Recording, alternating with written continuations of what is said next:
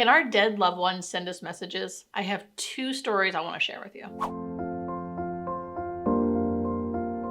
The subject line for this email is called Pennies from Heaven. So I'm just going to read it, and as I read it, I'm going to respond. We can all respond together because it's good. And the subject line from this email was called Pennies from Heaven. And I do have permission to share this story, by the way. On April 13th, 2002, my beautiful 80-year-old mom lost her battle from multiple myeloma. She was in hospice for 7 weeks. While she was there, I read a Dear Abby or Ann Landers column about pennies from heaven. One letter in the column was about putting a penny for each family member in the coffin of the loved one who passed. I told my brother that I wanted to put 9 pennies in with our mom. We didn't tell our dad about this. I can't tell you the number of pennies I found after my mom died. On my birthday, on her birthday, on my parents' anniversary. 4 years later, my 90-year-old dad was in the hospital after being diagnosed with lung cancer. It was a warm September, and when I traveled to the hospital he was in, I forgot to pack sneakers. All I had were flip-flops. So I found a shoe store to buy a pair of sneakers. It was pouring rain and I was walking through the parking lot with my soaking wet feet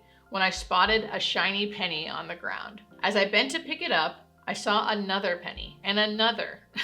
It was a trail of pennies, 9 pennies in all. I knew it was my mom's way of letting me know she was waiting for my dad. In life, she was a woman who could move mountains. In death, her strength guided me to these 9 pennies and the hundreds of other pennies I found since April 13th, 2002. Oh, that's so cute. This continues on, but let's just pause for how amazing that is. I see ladybugs everywhere. Ladybugs are my sign. What are your guys' sign? Pennies is a good one. After her funeral, I returned to New York. I promised my mom I would call my dad every day. A few weeks after she died, I was talking to my dad on our daily call. He proceeds to tell me about his day when he pauses and asks me if I ever heard about pennies from heaven. I told him I had. He continues to tell me that he chose to walk a different direction than he usually walked when he saw a penny. He stopped and picked it up and said, "Fran, are you there?" It was then that I told him about the 9 pennies in the casket. 4 for the family, 4 for my brothers, and 1 for my dad. Then my dad told me that he put something in there too. When I was a baby, I had blonde curls and my mother saved them from my first haircut. I was 47 when she died, and she kept my curls all those years. My dad said he wanted my mom to have a piece of me with her, so he put my curls in the casket. I can't tell you what that meant to me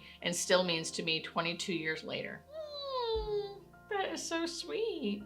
Thank you for all you do. The hospice nurses that cared for my mom were so kind and loving. Oh, you guys, I had not heard of that about people putting things in caskets. Have people done that? Is that what you guys have done in the past? I mean, I like it, but I haven't really heard about that. And I do think we get signs from heaven, or whatever you want to call it, the afterlife. Amazing. Thank you for writing in, and I have one more story. It's a shorter one, but it's still really good. This one, someone wrote in and said that a message from her mother who was dying saved her life. So let's go. Again, I'm just gonna read it and then I'll respond. My mom was days away from dying from Alzheimer's disease. She was in a nursing home about an hour's drive from my house. My sister and I would take turns spending the night with her so she wouldn't be alone. She was not responsive most of the time, sleeping 24/7. Anyway, it was my sister's turn to stay with her. After she arrived that night, I kissed my mom and said I had to go home because I had to work the next morning. All of a sudden, she grabs my hand and squeezes hard. She couldn't talk, but she kept shaking her head no. I told her I would stay as long as she wanted me to. After about 5 minutes, she let go of my hand and blew me a kiss. My sister and I thought that was really strange. I left the drive home. As I was driving, traffic stopped and I could see a horrible accident had just occurred. Come to find out, a drunk driver was going the wrong way on the interstate and killed 3 people. If I was going there 5 minutes earlier,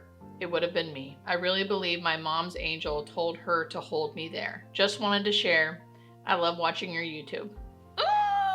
Now that, wow, that's amazing. And I'm glad you're safe. I'm glad you're safe. And thank you for being there for your mom. Thank you for sharing, everyone. I love hearing your stories and I hope you like hearing them too.